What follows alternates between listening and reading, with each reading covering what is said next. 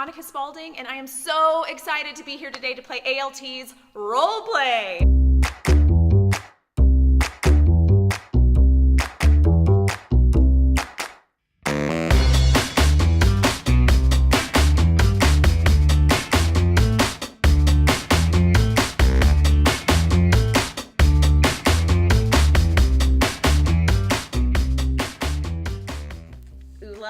In the producers. So the unbelievably talented Raymond Gerard made all of my costumes from scratch. And I actually have a lovely memory that he'll appreciate me sharing. I think kind of late in his process of making costumes was this red dress that I was supposed to wear at the end of Act 1. Couldn't find the right material. I believe went up to Heaven, our costume storage, and found this beautiful red fabric that had some kind of a floral print in it. Whipped up a beautiful strappy red dress. Come to find out, it turned out to be one of Sean Walsh's tablecloths for the pre-show parties. And from my understanding is that Sean couldn't find one of his tablecloths that he used for the pre-show parties. It all came to a screeching halt when Raymond let him know that he had used it to make this dress for me, which was absolutely fabulous, and I am so glad that he did it. That was when we first met, and he realized that I'm not afraid of a heel. So.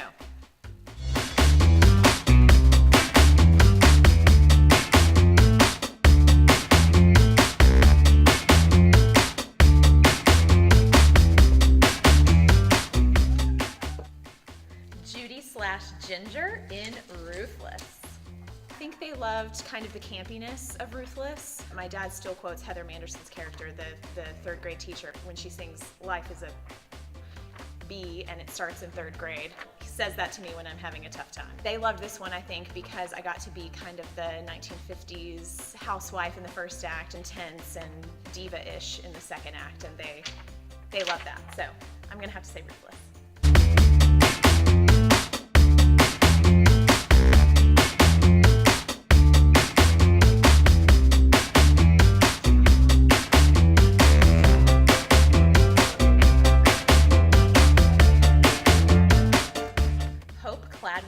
In Urinetown. Oh my gosh, that show was so fun. Our cast for this was unbelievable. Incredible ensemble. The music was just so much fun. Our audiences loved it. We had an 11 o'clock show that was seriously maybe one of the highlights of my performing career. It was just amazing people and such a great time. And oh, I would go back in a heartbeat. Ooh.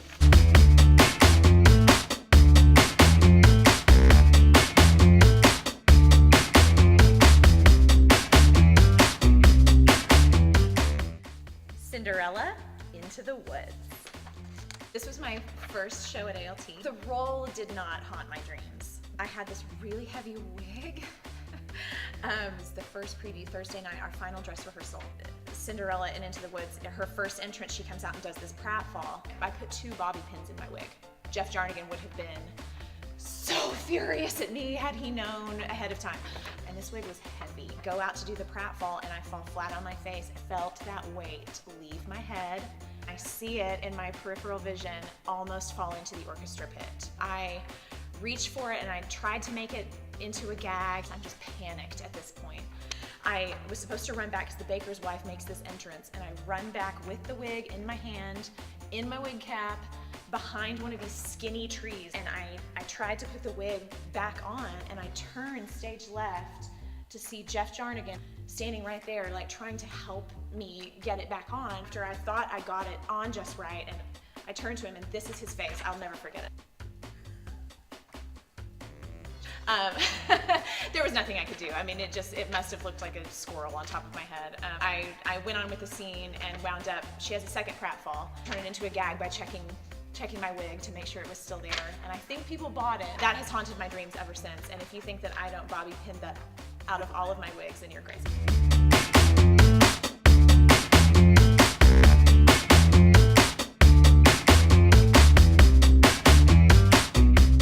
Cinderella in Cinderella. So ALT did some really cool stuff.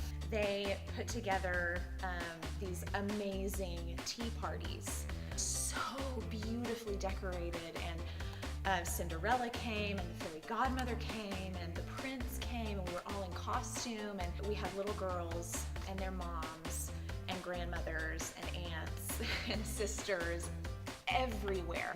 Everybody had tea and little pastries. It was just a little girl's dream come true. Every night in the receiving line, we had pictures that people could buy that we could autograph after the show. All those little girls all dressed up, coming through the receiving line at the end and wanting to take pictures and just kind of looking at you like, I mean, it's hard not to feel like queen of the world when that's the position you're put in. So definitely Cinderella.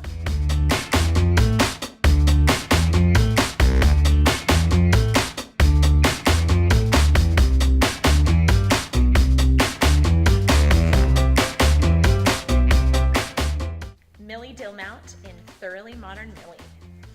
I absolutely loved playing this role. She is kind of a belter. At that point, which was almost 2 years ago now, I was still trying to avoid that part of my voice. I had never really explored it. I tackled them, and it wound up making me really grow as a performer and as an actor and as a singer. It could have kicked my ass, but I think I didn't let it get the better of me. Huge challenge, but I think I rose to it.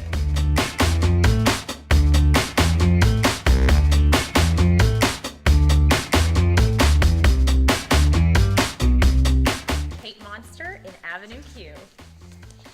Oh, I loved playing Kate. So fun to explore having that puppet while you're trying to do everything that you would normally do, having this extension of yourself attached to your arm. I feel like there are a lot of aspects of my personality in her because she was so sweet, but then there's just kind of this edge too, which I definitely have. I don't always show it, but that's another amazing cast. So much talent in that show, on stage and off stage. So, Kate Monster for sure.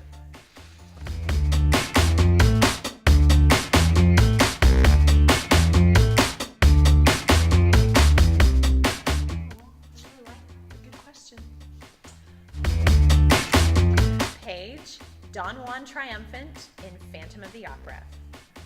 Touring with Phantom, I did that for 13 months from 2009 to 2010.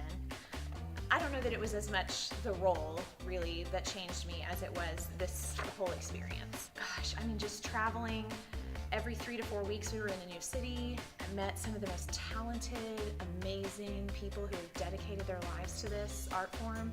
I learned so much. I made lifelong friends. We still keep in touch. Just to be in any way involved with that production was life-changing. I learned a ton about myself. I learned a ton about stamina and what you're capable of. So, Phantom of the Opera.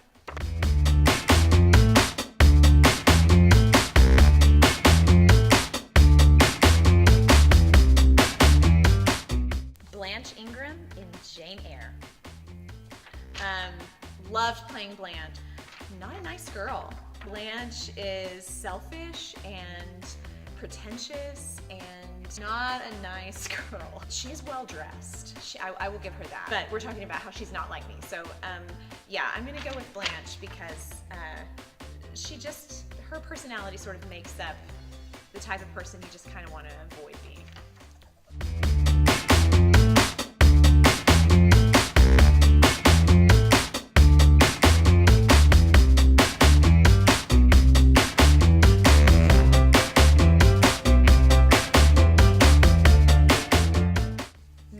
Bird in Seussical.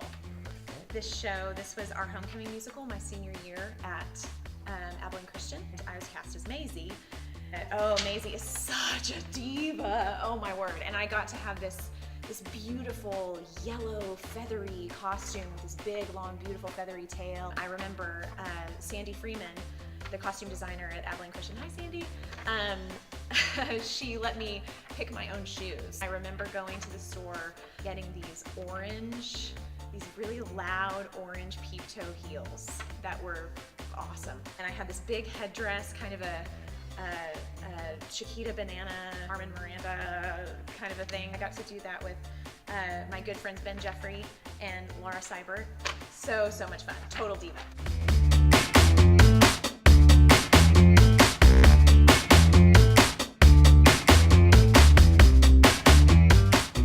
Cosette in Les Mis.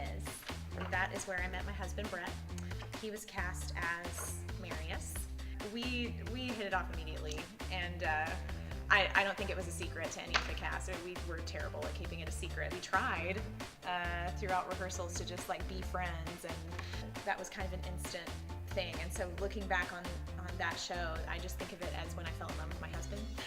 This is kind of an interesting fact. I pick a different fragrance for every role that I play. I have a specific perfume that I choose for that character. Anytime I spray that perfume later on, I immediately remember what role it was. That one was Terry Mugler's Angel. I had a handkerchief that I would spray with my perfume that Marius kind of kept with him when he went to war, and then he pulls out the handkerchief later when he's on the barricade. I would smell that, and it was like my smell, and like it was this whole offstage thing we had going on. And we still have that handkerchief too, and it still kind of has that scent to it. Every time I spray that perfume, I think of Cosette and Marius and Les Mis. So.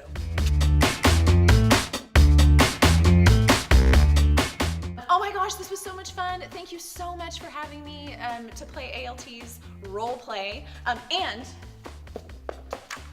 right now, I am playing Inga in Young Frankenstein, and I would love for you to come and see it. Oh my gosh, this cast is so amazing. The sets are so incredible. The costumes, Leanne Crandall nailed it with the costumes. Please come and see this show. You do not want to miss it. It is so much fun. Unbelievable cast. I will say it again, unbelievable cast. Go get your tickets before they sell out. Come and see me roll in the hay. Roll in the hay. As Inga and Young Frankenstein. Can't wait to see you. Yay!